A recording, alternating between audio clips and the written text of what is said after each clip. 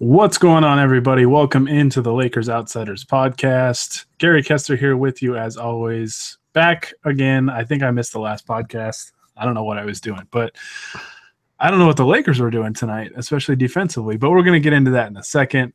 Joining me today is Honi Amadian. Honi, you tweeted the game after the last time the Lakers and Suns played. How were the mentions tonight? Because we got a little feisty with some Suns fans the other day. Honestly, these last couple of games have shown me that there are like 5 more Suns fans than I thought existed. Like there's a total of 10 of them. It doubled their value. Yeah, man, it was pretty insane. But I gotta say I'm pretty honored of the fact that apparently they were so mad at us and that Corey Brewer was shutting down Devin Booker, which mind you was a fact. That they were back in our mentions today. But yeah, I'm happy for them, I guess. I think Billy Mack even said on the broadcast he was the Devin Booker stopper. He said that, and I could not stop laughing. Oh man, I almost want to go back and see like what Devin Booker's possessions are against Corey Brewer. I don't know about today, but our good friend, I guess, Jacob Root, actually charted it the first 2 games, and he legitimately was bad against Corey Brewer. I wouldn't consider Jacob a friend. I'd consider him an acquaintance, but he's just around. Like, we didn't actually invite him. He's just been kind of working on the site. Yeah, I don't even know how he started. Like, he was just there. I was just like, oh, who's this guy? All right, well, the Lakers lost to the Phoenix Suns for the first time this year. It's kind of weird that a team plays another team 3 times in the first 16 games of the year. Yeah. But this was the 3rd meeting between the 2 teams, and the road team has won every meeting so far. The Suns win 122-113 tonight. Just not a good performance by the Lakers. And I'll give credit to the Suns because this was the second night of a back-to-back for them, and they got just waxed yesterday by the Houston Rockets, who I think hung 80-something on them. 90 in the first half. 90 in the first half. That's right. It was 90-65. Because I remember seeing that thinking, oh, the Suns scored 65 points. They're probably doing pretty well. But yeah, no, the Suns, they bounced back in a big way tonight. Maybe it's a good thing to have a back-to-back going to LA because you can't hit the LA nightlife. And honestly, getting blown out on the first night was a good thing because their starters got a rest in the second half. Yeah. And I mean, you had to think that, they'd be kind of a little motivated because I think anytime a team gets like blown out like that, it's kind of good for them to play the next night.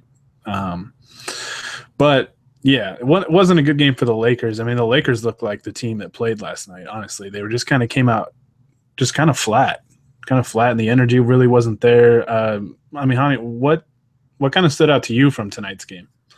You said it. The energy just compared to what we've seen from them pretty much every other game except like maybe the Clippers game.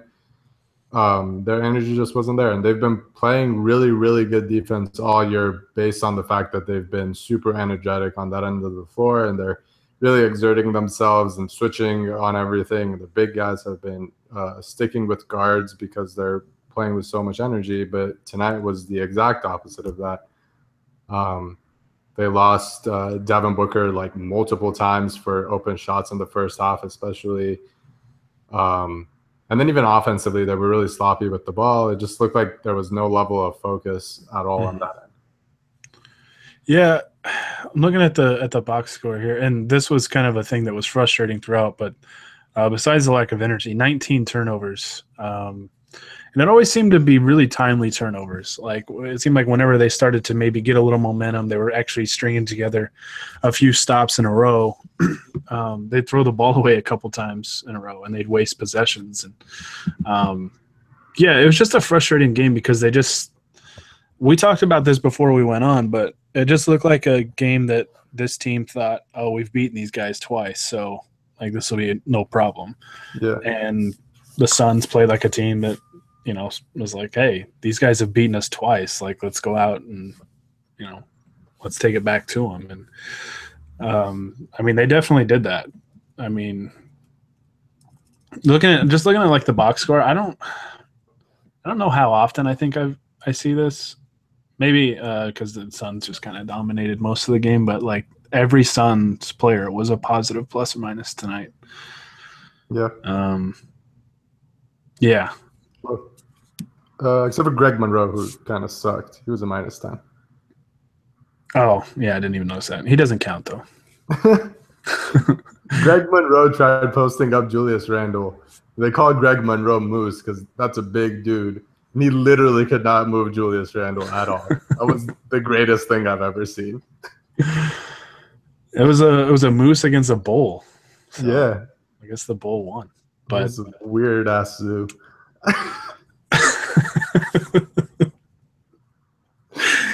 Oh, yeah. I don't know. Like, I mean, I'm hoping this is a good learning experience for the Lakers. Just that they're not good enough to show up like they did tonight and just beat bad teams. Like, at the end of the day, the Suns are 6-11 and the Lakers are 6-10. So, yeah, you got to play with more effort, more energy every single night, especially at home. Like, these are the games, I mean, obviously you want to beat other bad teams. I mean, that can make a huge difference if you just take care of the games you're supposed to win, especially at home. And, yeah, this performance was really, really disappointing. So, but it wasn't all disappointing. We'll talk about some positives here. Kyle Kuzma, man, what a difference two halves can make, right? Like, Kuzma was scoreless in the first half, I believe. Or did he have 2 points? I think he had 2 points off free throws. That's right. He hadn't hit a field goal. Yeah, he was 0 for 6. So 2 points in the first half, but he finished with 30 points and 10 rebounds. Really, I mean, he was the only guy keeping the Lakers afloat in the second half. I mean, they scored 60 points in the second half, looking at the box score here, and, I mean, half of them were from him. Yeah. And he was efficient doing so. I mean, I think he said he was 0 of 6 in the first half, finished 11 of 23. 11 of 17 in the second half. Yeah. I mean, he was fantastic, and he played 38 minutes, and, I mean, the Lakers needed him to. They probably needed him to play 48. But, yeah. I mean, what did you see about Kuzma tonight? I mean, for me personally, like, I'm just constantly still amazed at this kid. Like, I just didn't think he would be this good right away, especially. And I guess just the mental fortitude of him to be able to struggle the way he did in the first half and then come in the second half and just look like a totally different player and drop 28 in one half alone. There hasn't been a game where he hasn't done something that surprises me.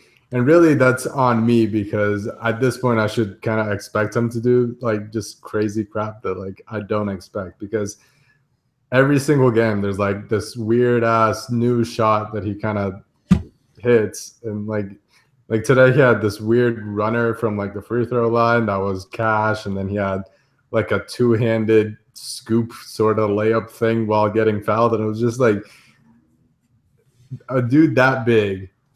And as a rookie, should not have this many like different shots in his tool bag that he can hit. And I'm just every single night I'm amazed at the fact that he can do this. I don't get it.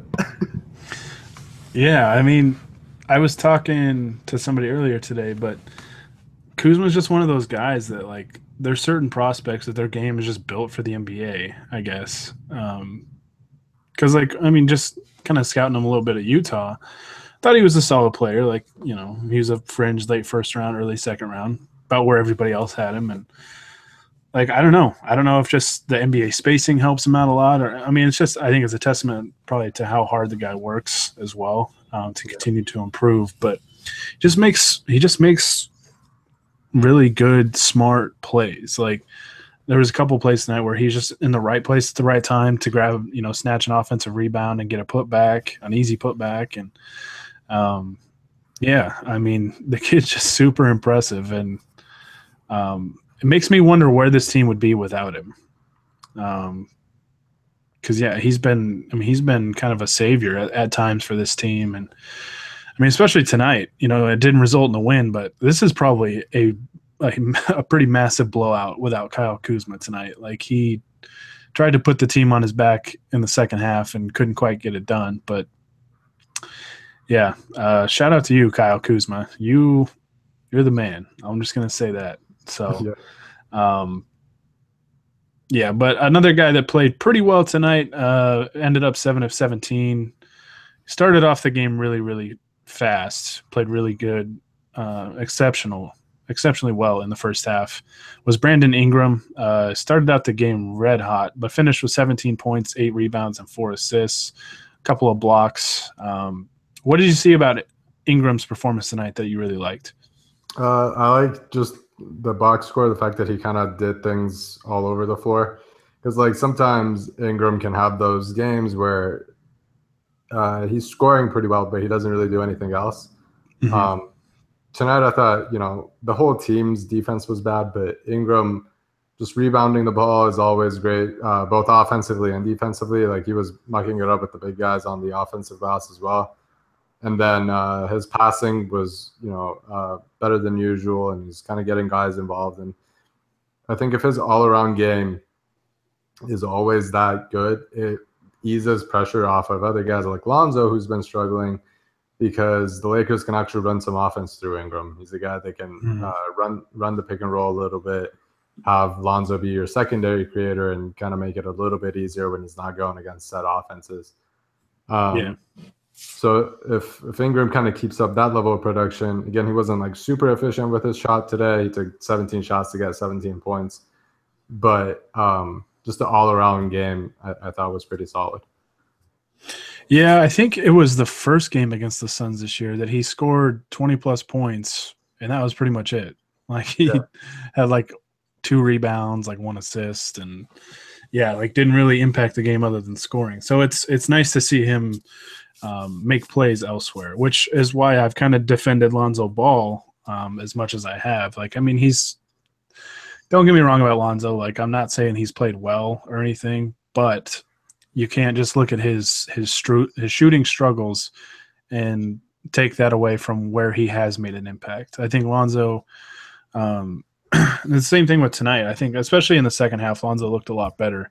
But his ability to impact the game in other ways, I think, still makes him a useful player for the Lakers right now. Obviously, he's trying to figure out the shooting struggles. He was 3 of 7 tonight, missed both of his free throws in his only 3-point attempt, but 6 points, 6 assists, 6 rebounds, 5 steals, which is good. But, Honi, are you worried that Lonzo might be Satan with that 666 stat line?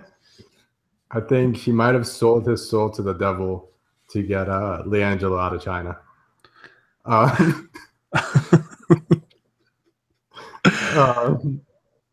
No, but yeah, I mean, Lonzo's been struggling a lot. I thought the last game was his worst game of the year. So tonight he started off kind of slow, really slow, really. Like in the first quarter, I don't think he registered anything in the box score at all. Like he literally didn't put up any sort of stat. But in the second half, like the third quarter, there was a stretch there where he was kind of controlling the game, and the Lakers made a run to get back into the game. And that's the sort of thing that you kind of see from Lonzo even in his rookie year, especially when he gets to run in transition. Mm-hmm. He's been pretty dang solid there, and he can burst to the rim. And his finishing at the rim is questionable, but he can at least put pressure on defenses there. And I was talking to somebody about this today. There's like a contingent of people that are saying Lonzo should go to the G League to get some confidence or something. I don't mean this as any sort of like disrespect to the G League. I think it's really great for prospects to go and play some games in the G League, but like with all due respect to like Thomas Bryant, who's been playing a lot in the G League, Lonzo Ball is a different kind of player. And I think he needs to be playing with these better guys. Plus, there's the fact that the Lakers literally don't have a backup point guard, and they're still trying to win games, whether you think that's important or not. So, respectfully, I don't think Lonzo's going to the G League anytime soon. I think the G League is very, very helpful, and I think it's a great resource for teams to have. But I think it's a little more useful for prospects that are a little more raw and have kind of a lesser feel for the game. Like Thomas Bryant is a guy to me that, I'm not saying he has a bad feel for the game, but I think he's just one of those guys that like needs to just play a little bit more. Like Like he's not getting minutes with the Lakers, obviously. So it's like you still want to get him reps. Like Lonzo's still getting plenty of reps, and I don't know. I think for him, it's like he can go dominate the G League or whatever. But then it's like when he comes back, he's probably going to deal with some of the same issues that he's dealing with now, like finishing at the rim and knocking down shots and things like that. So we kind of saw that with like Anthony Brown, right? They would send him to the G League or the D League at the time, and he would legitimately dominate there, look great, and then he'd come back to the NBA and he couldn't hit a shot. So like I don't see how going to the G League is going to fix the shooting struggles that Lonzo is having. Yeah, I completely agree. I mean, it's just they're two different games. Like, Thomas Bryant is a guy that's really young and has a lot of potential, but I think just, it's still pretty raw though. Like I think for that type of prospect, that's where the G League comes in really handy. But with Lonzo, I think like his feel for the game is fine. Like I've actually been kind of pleased with how often he can get to the rim. Like now it's just kind of figuring out like different angles and how to use his body better to, kind of create some space or finish over the top and things like that. Like it's just going to take time for him. I think he'll be fine. Like I mentioned this to you before we went on, but Lonzo wasn't touted as a scorer coming into the NBA, so it's kind of harsh to judge him, judge most of his game based on his scoring ability. He needs to start hitting the open shots because like he was good at that at UCLA. Like he was actually a good shooter there. But maybe it's a confidence thing, maybe it's not, but it's a long season. He's going to, every rookie has their ups and downs. Even, the legend Kyle Kuzma has, games where the shots don't fall and so on and so forth. So we're 16 games into the kids' careers. So right. Like, let's relax. We should mention, and you already said this, but like I always get yelled at on Twitter because I'm like super calm about Lonzo, but like I don't think either of us are saying he's been good at all this year. I think we're both pretty disappointed in the fact that he can't hit a shot to save his life right now. But to be so adamant that he's been like super disappointing or a bust this far into the year so far, plus the fact that we've seen 2 straight years of second overall picks by the Lakers who were bad their rookie year. Like D'Angelo wasn't very good his rookie year. He showed some flashes. Ingram wasn't good at all. Like he was really bad his rookie year, showed a few flashes. And both of them turned out, mostly fine in their second and third years for D'Angelo. So after seeing all that, I can't really be bothered worrying so much about Lonzo without seeing him finish out the year and like finish out really 2 or 3 years before I decide how good of a player he is. Right. That's my rule is to give every prospect 3 years before you really jump to conclusions. Because, it's I don't remember who said it to me on Twitter, but it's like this Twilight Zone that Laker fans go through every single year with a top prospect now. It's like they struggle during their rookie season, and then the second year it's like, oh, they look noticeably better. And then it's like, while that guy looks better in his second year, we've got a rookie that's struggling, and it's like, oh, this guy sucks. He's terrible. And then he gets better in his second year, and then we do it again the next year. Like we did it with, like you said, Russell, and then when Russell looked good, when Ingram was a rookie, Ingram was the bust. And now Ingram looks good, and now Lonzo's the bust. So we don't have a top pick to do that with next year. So thank God. I never thought I'd be happy about the Lakers not having a pick, but I'm honestly so happy about it. We're going to trade for a lottery pick somehow and like land the number 2 pick again, and we're just going to do this cycle all over. We're going to sign LeBron, and he'll be the rookie that's disappointing next year. Yeah, so like everybody just, I'm going to sound like Aaron Rodgers here, but just relax, okay? Like it's still a young team. Yeah.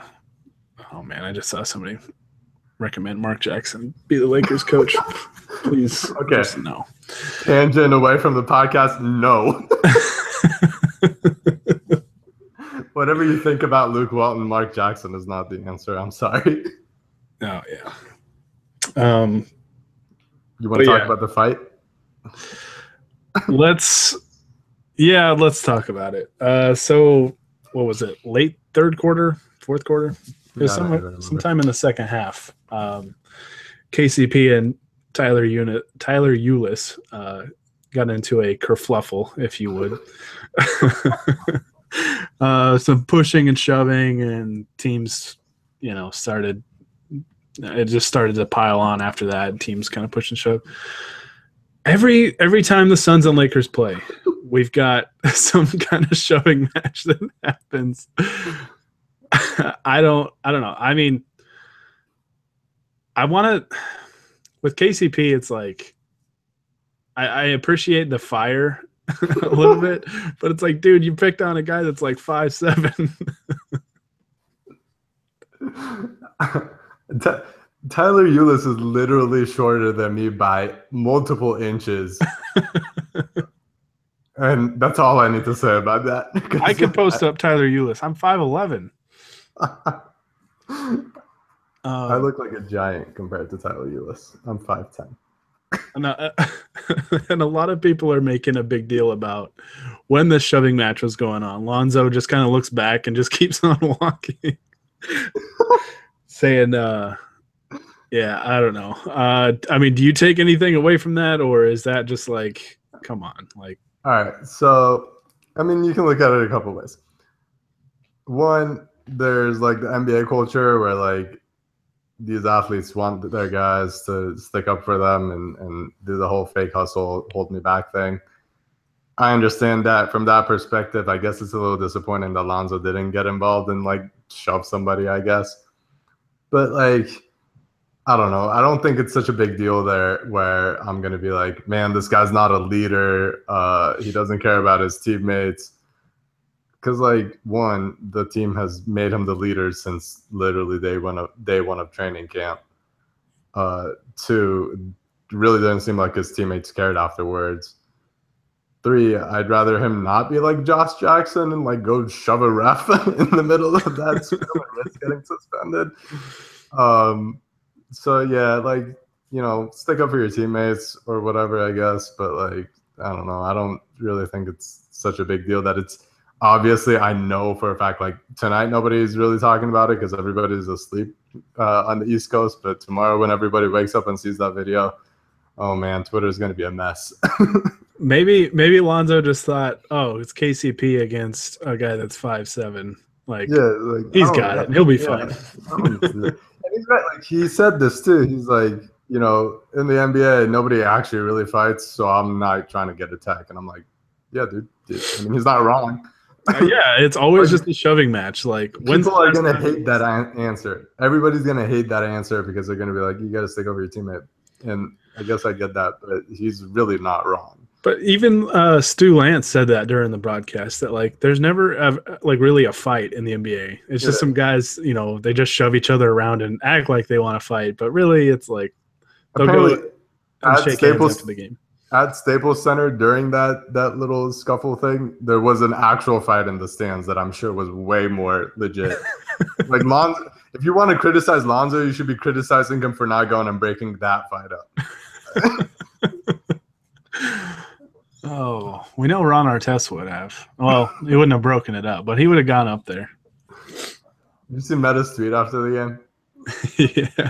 He just tweeted at Lakers looking good after they lost the game. I don't know why, but I appreciate him.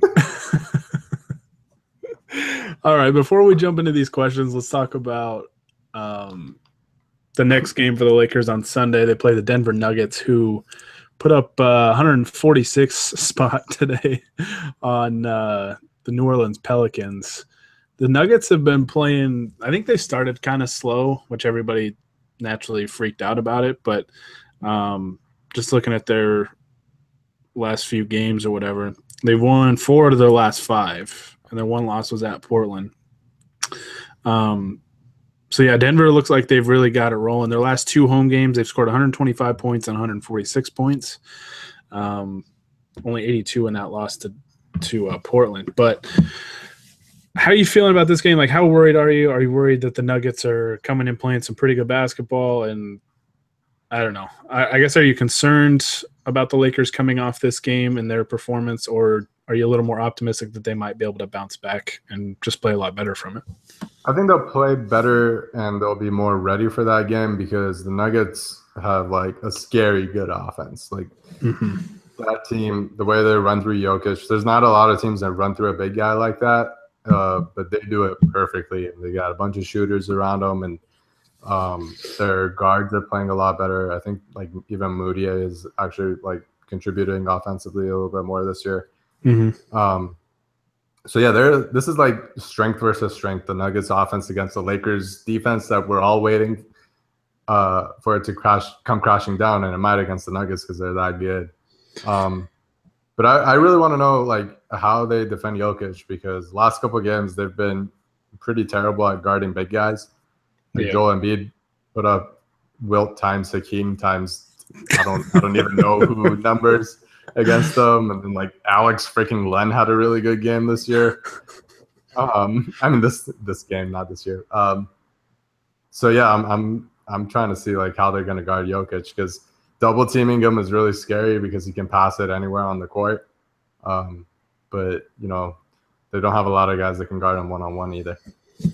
Yeah, I don't know. Like, I've been kind of waiting for this team to kind of regress defensively. And tonight was kind of the first sign of it to me. Like, I don't remember if I tweeted this or not, but I thought about it during the game. But I was like, tonight reminded me of the team last year.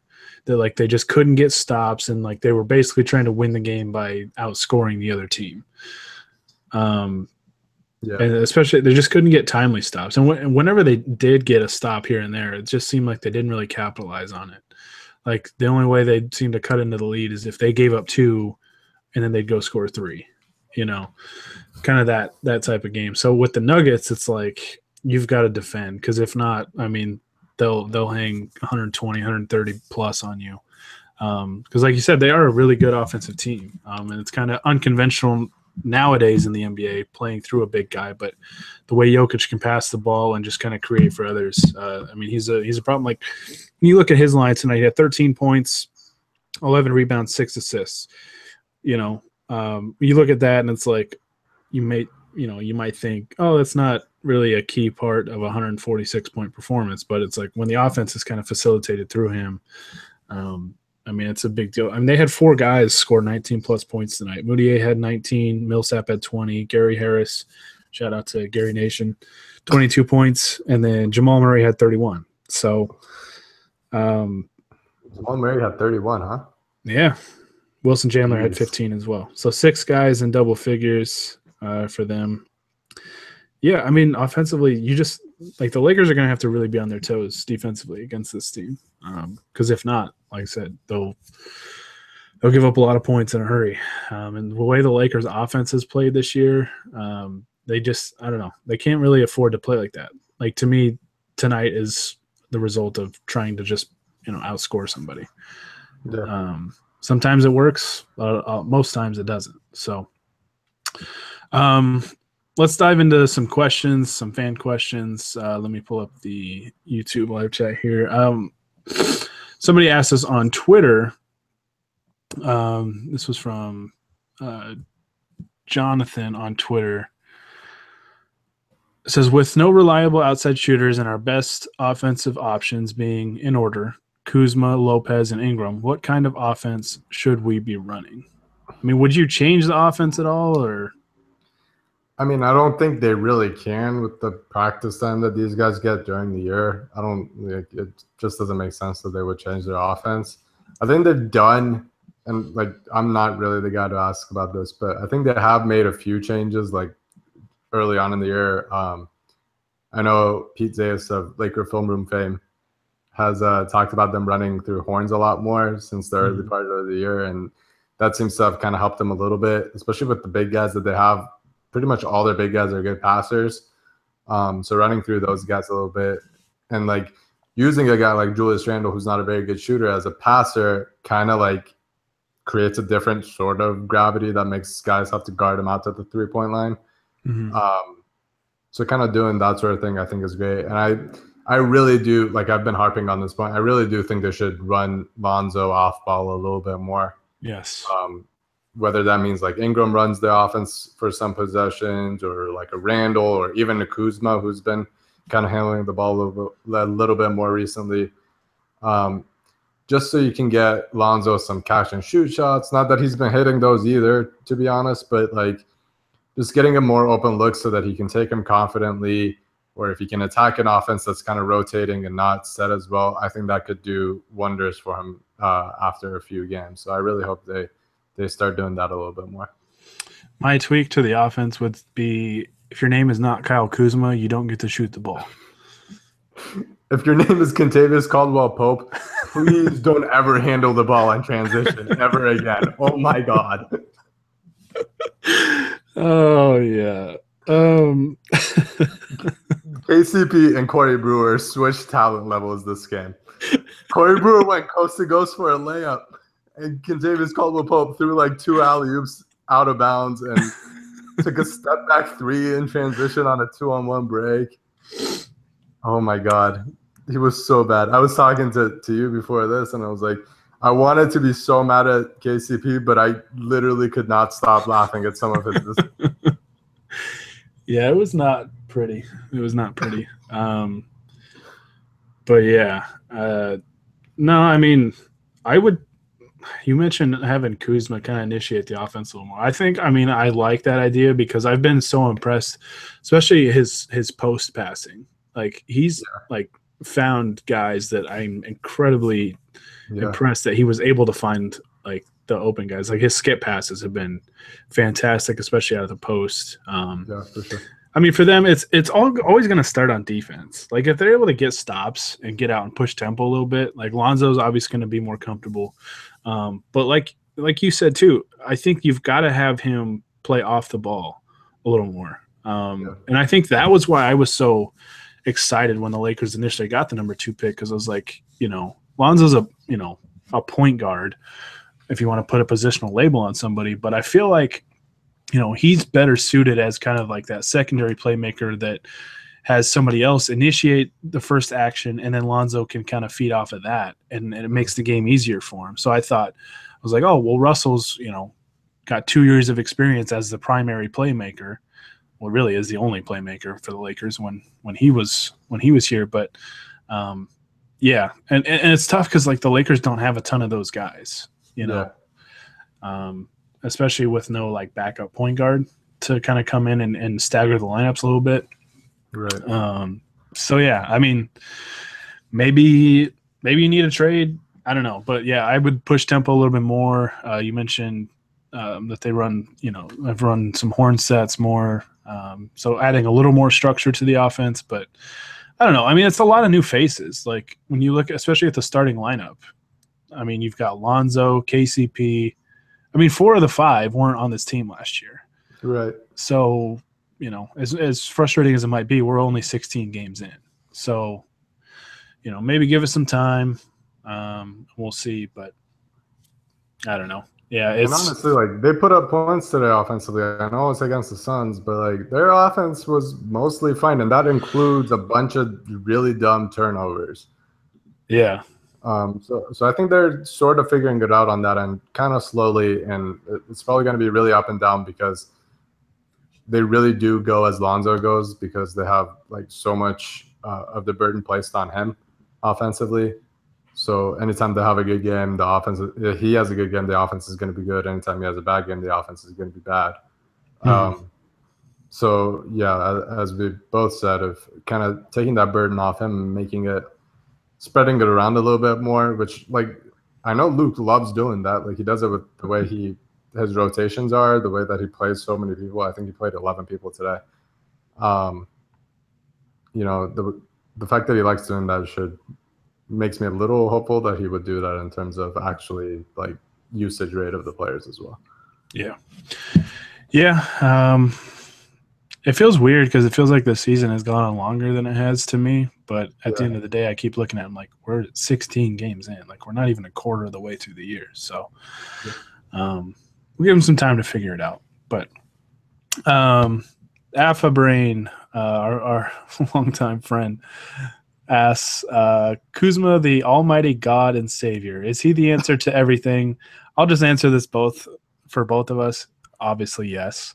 Correct. And also, where does Nance fit in when he is back? And this is an interesting question because Larry Nance appears to be getting pretty close to coming back. I think he was shooting today at shoot around, and it looks like he's just able to use that hand a little bit more. It looks like he's getting kind of close to coming back. So where do you see Nance coming in when he returns? He was starting. Do you put him back in the starting lineup in place of Kuzma and have Kuzma back to the second unit, or do you have Nance coming off the bench? It's really tough to decide because Kuzma's been really good as a starter. I think he's been better as a starter than he was off the bench. As an all-around skill set, really. Like, he's been rebounding the ball really well, which was kind of something he struggled with when he was coming off the bench. And playing with the starting lineup that's a little bit more defensive minded with kind of the better defenders on that lineup kind of helps him with his limitations on that end. But at the same time, like the Kuzma Randle lineup off the bench was really good. And I don't think they've really played with each other too much the past couple nights, past couple games. And, I'm not sure that the Nance and Randle lineup would have the same effect. So I really have no idea what Luke's going to do. It's like, I don't envy him making this decision. That's kind of the problem we thought coming in, right? It was like, we've got too many guys at the same position that do similar things. And, I mean, to me, Kuzma has played too well to pull him out of the starting lineup.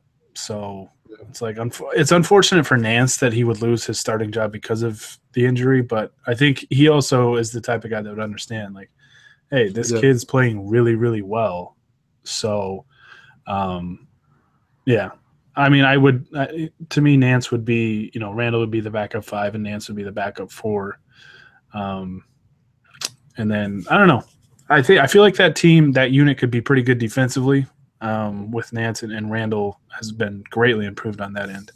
Yeah. But I worry about offensively what, could happen. Hopefully, I think with that lineup, you'd hope that Clarkson, is more of a facilitator, or is just more balanced. Like, there's just times where he kind of, looks to shoot a little bit too much, looks to get his own a little too much, and the playmaking suffers because of that. Because I mean, we just mentioned it. The Lakers really don't have a ton of really good playmakers, so Clarkson kind of has that ability in spurts.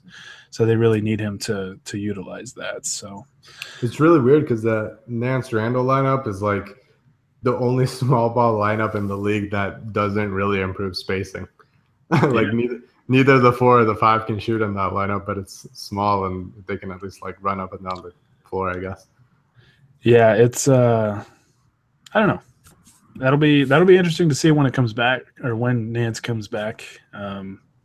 Like you said, I also don't envy Luke Walton. That's a tough decision to make, and tough to kind of re-implement Nance, especially with a different lineup that he's going to be playing with most of the time again. So, speaking of power forwards, though, we mentioned Julius Randle. We're also asked on Twitter, what could Randle honestly get us on the market? He asks a first and a second from a good team. What do you think is a realistic haul if the Lakers decided to trade Julius Randle? I don't think you get multiple picks. I think the way he's played this year could get you a first-round pick, where before this year I probably wouldn't have thought that. And that's not really even necessarily based on his play, the fact that I didn't think he would net like a first-round pick, or a good first-round pick at least. But the fact that he's a free agent, he's not under contract next year, I think it makes some teams hesitant to give up too many assets to get him. And I don't know. It's difficult for me to really put a number, I guess, to it. But I think if you can get a solid first-round pick, like a late lottery first-round pick, would be probably the highest that anybody would be willing to go. Yeah, I think he could net a mid to late first round pick. It just depends on what kind of team is looking for a guy like that. Yeah. It is tricky, like you said. Whoever trades for him's got to pay him this summer. Like his salary is obviously going to go up from $4 million, as a restricted free agent. So, and you certainly don't want to give up a first round pick for a half a season for a guy and then let him walk. But I think a comparable guy would be like Nerlens Noel, who got traded last year, and he got traded last year before he hit restricted free agency, and the Sixers basically got like a fake pick for him. Like, I don't know if it ended up being a second round pick or if it ended up being like nothing. I don't even remember, but they did not get much for him. And Noel is like really good defender, young guy. And he ended up taking qualifying offers, so he's going to be unrestricted next year. So that's kind of why teams don't want to give up too much to get these guys. That's why it's been interesting to me that we've seen multiple reports now that other league executives around the league have thrown in Randle's name as a sweetener to offload Luol Deng's contract. Yeah. I mean, to me, unless you're stretching Deng's contract upon trading for him, it doesn't make a whole lot of sense to, absorb Deng's $18 million a year while you've got to pay Randle after this season. Probably, right. I want to say the number I keep coming back to is 12 to 15 million, somewhere in that range. But I mean, it could be more, it could be less. We really never know in free agency. So, I think he could net a first round pick, which would be good for the Lakers because they don't have one. Mm-hmm. But they're going to draft a bust with him anyway, so it's whatever. Man, at this point, I don't care who the Lakers pick because they have a second round pick, I believe, from Memphis this year. Yeah. And Jacob Brood's going to laugh at this, but draft literally anybody but Grayson Allen. Literally anybody. I don't care. You could draft another Duke player and it's fine. I agree. Just do not draft Grayson Allen. I agree. Like, he's a good player. I cannot stand that guy. As a long-time Tar Heel fan, like, he is my least favorite player. I don't even watch college basketball, and I don't like him, so I'm in. I agree with you. All right, so we got a couple questions on the YouTube live chat. Somebody mentioned trade Lopez, KCP, and Randle for an early first-round pick. I mean, that's a lot of salary to take on. And we just kind of talked about it. I mean, not all three of those guys are going to get dealt. I honestly would kind of be surprised if one of them gets dealt. But like I said, I think all of those – well, I don't really think KCP would because he is an expiring contract and an unrestricted free agent. So trading for him doesn't really make a ton of sense to me. But I think Lopez – as a guy you'd acquire bird rights for, and then Randle's a restricted free agent, so maybe they could each net a first-round pick. But I doubt both of them would be dealt. So, right. Another question was, what do you think about Luke having Randle at center for stretches? Says, I think Bogut could have helped with some stops in the second half. I love Randle at center. Like, I think that's honestly his best position. Yeah. I don't know. We haven't really seen him a ton with Lopez. Like, I was excited to see Randle play the 4 next to a 5 that could stretch the floor, but we haven't really seen it. I think they played a couple minutes together tonight. I don't think it was like 30 seconds. Yeah. I just remember seeing them on the court at the same time, and I was just like, oh my God, they're on the court together. And then I looked up and I was like, oh, they're not out there anymore. He did it last game too. Luke is teasing us. He's messing with us. Yeah, I don't know. Like, that's been frustrating to me. But I think Randle has been very good as the backup center, especially defensively. Knowing that it gives the Lakers a type of lineup that can switch a lot of things, makes it easier for them defensively. Which is why I think they've been better on that end than last year. Is that when you're able to switch things, I think it's just a lot easier. It makes the game simpler especially for young players when it's like. There's all this motion on offense and they're not having to communicate quite as much on like where and know exactly where they need to be in certain help situations where it's just like, a pick and roll happens or, some guys cross or whatever, it's like, oh, just switch it. It's easy. It makes the game easier for him. Yeah. And I think Randle at the 5 helps that. So, man, there's a lot of questions. A lot of people want Luke Walton fired. Guys, just relax. It'll be okay. I mean, the Lakers are like right on par, I guess, for what I expected them to be. Yeah. I mean, there's a lot you can criticize Luke for. I think there's a lot that you can praise him for. And it's just weird that everybody like comes out of the woodworks after every loss to say fire Luke when like they've had impressive wins. They beat the Wizards, who are a good team. They've played really well against like the Raptors, who are a good team, or the Pelicans. They came back to almost beat, and they're a solid team. Like they've had good games against good teams. They've had a couple bad losses.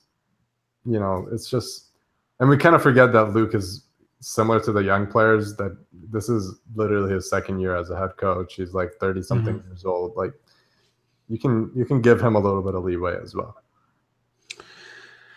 Yeah, I mean, we were excited about Luke because like we expected him to grow with these young players. And yeah, it's his second year of coaching. And especially because like, he got that brief stint as a head coach for like half a season while Steve Kerr was out with the Warriors.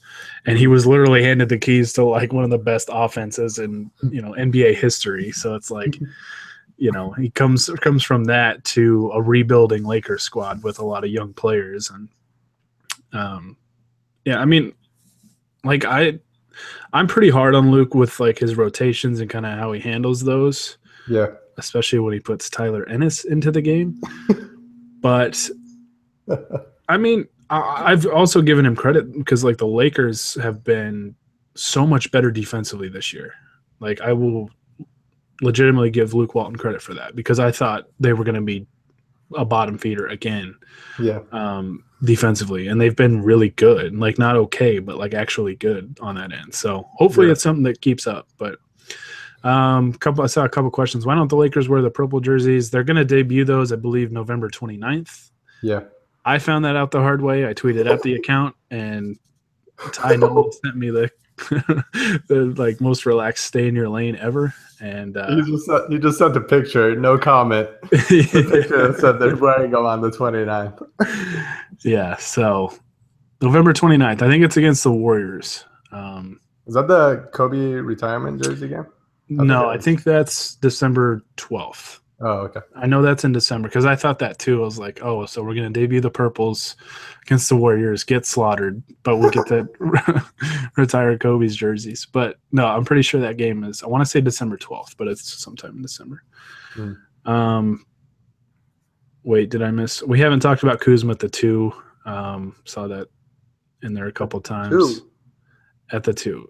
I'm just amazed he's playing well at the 3. I mean, you might be able to play him at the 2 with certain matchups if you have like a slower 2. I don't know. I thought Kuzma wouldn't get a ton of minutes coming into the year, and now he's starting. Yeah. And I don't know. But I mean, to me, he's a 3 or 4. I don't know why you'd want to play him as a 2. Like, are you trying to get 4 big guys? Like Kuzma, Randle, Nance, and Lopez all on the floor. We're going to play the opposite of small ball. We're going to play really big ball. Hey, it's big baller blank. We'll literally be big ballers. What happens if LeBron doesn't come to the Lakers? We've talked about that a lot, and we'll talk about it more as the offseason approaches, but I mean, we'll just try and focus on Friday night, man. I don't need to be sad. Got some questions about Zubats and Bogut playing ahead of him. I think it's important to remember that Zubats is 20. Like, he was surprisingly good last year as a rookie, but he's also very, very young. And still very raw. I mean, he had his struggles in Summer League too. So I don't think Bogut is going to be the solution the full season. I think at some point they'll work Zubats or Thomas Bryant in, but I think Bogut is kind of a placeholder for now while those two kind of develop in practice or in G League games for Thomas Bryant. So, and I don't think Bogut's even really been the biggest problem in that. Like, he's been playing a lot more recently because Nance got hurt, but before that, it was because they have Nance, Lopez, Randle, and Kuzma as their 4 and 5s. That's 4 guys that have to play. It's hard to find minutes for another guy. Like, Randle's been the backup 5, and you can't really say that Zubats is a better option than him. Yeah. It's just minutes, you know. Unless a trade happens, it's hard to see him get significant playing time. Yeah. All right, last 2 questions real quick. Who can we get as shooters via trades or free agency, backup point guards too? We'll talk about this more with a podcast kind of recapping the week. Because we'll look at that more. I think it's super early to look at trades because a lot of guys can't even be traded yet. When you sign a new contract, you either can't be traded till December 15th for most guys, or in some cases it's January 15th. So let's kind of pump the brakes on trade talk for now. You can get Nevada legend Luke Babbitt is all I'll say. Hey man, Boise State's still undefeated. That's all I'm gonna say. Hey, so is Nevada, bro. It's gonna be. Imagine if we're not even gonna get into that right now. Let's just turn this into a Nevada Boise State podcast. There's like 3 people that might enjoy that. Do I think Kuzma and Ingram will be premier bucket getters in this league? I think they can be. I mean, Kuzma's already really good at just finding ways to score, and Ingram's gotten so much more efficient, and he's learning to attack the bucket. I think the key for Ingram as a scorer is going to be hitting threes, because he doesn't really shoot threes. He hasn't shot threes very much this year. And B, his free throw shooting. Like, not many premier scorers, I think, shoot like 65% from the free throw line. So those 2 will be key for them. And then the last note for the person that keeps mentioning Mark Jackson and how Steve Kerr just gets all the credit about the Warriors. Yes, Mark Jackson was there and helped develop those guys, but there's a reason why they were the 6th seed 2 years in a row and then instantly became a 67-win team when Steve Kerr took over. So that's all I'm Hey saying. man, I'm honored that Mark Jackson is listening to our podcast. Thanks, dude. Mark Jackson burner account out there. Really love your I don't know. I forgot what I was gonna say. Hand down, man down. Yeah, that's what I was gonna talk about. I really love those phrases you used. All right, this has gone on way longer than I thought it was going to be. Oh man, I'm shaking off the rust. I was off on the last podcast, and I'm a little rusty tonight. But that's going to do it for us this time. Still working on the iTunes situation. I think I mentioned this to Honi before we went on, but I'm expecting to have a resolution within the next week. Finally get a break from school. It's a short week at work. I'll have time to really dive into that and try and get that situation figured out. But you can also find all of the podcasts here on YouTube. So if you like it, like our podcast, hit that subscribe button. You can subscribe to all of our podcasts, and you can get all of the content that Lakers Outsiders has to offer on LakersOutsiders.com. You can follow us on Twitter at Lakers Outsiders, and you can like us on Facebook. We don't always do podcasts on YouTube. Sometimes we will do the Facebook Live broadcasts. So probably best to like us on Facebook and subscribe on YouTube if you want to get all of our Laker chat, I guess. Yeah, tonight was – I apologize. Tonight got away from us. But anyways, yeah, that's where you can find all of our stuff. We also have a Patreon link out there. It's patreon.com/LakersOutsiders if you want to help support the site and help us grow. Anything is appreciated there. Honi, I want to say that I appreciate you coming on this podcast and suffering through it with me. Yeah, this was fun. Hopefully Sunday we have a little more positives to talk about instead of just Kyle Kuzma. But I don't think I'm counting on that too much just yet. So I guess it'll be fun to rave about Nikola Jokic dropping 50 and 20 on us, but yeah. I guess one more shout out. I don't know if you were going to do this in your shout out at the end of this. I want to shout out Corey Brewer real quick. I don't know why he plays so well against the Suns, but keep doing you, Corey.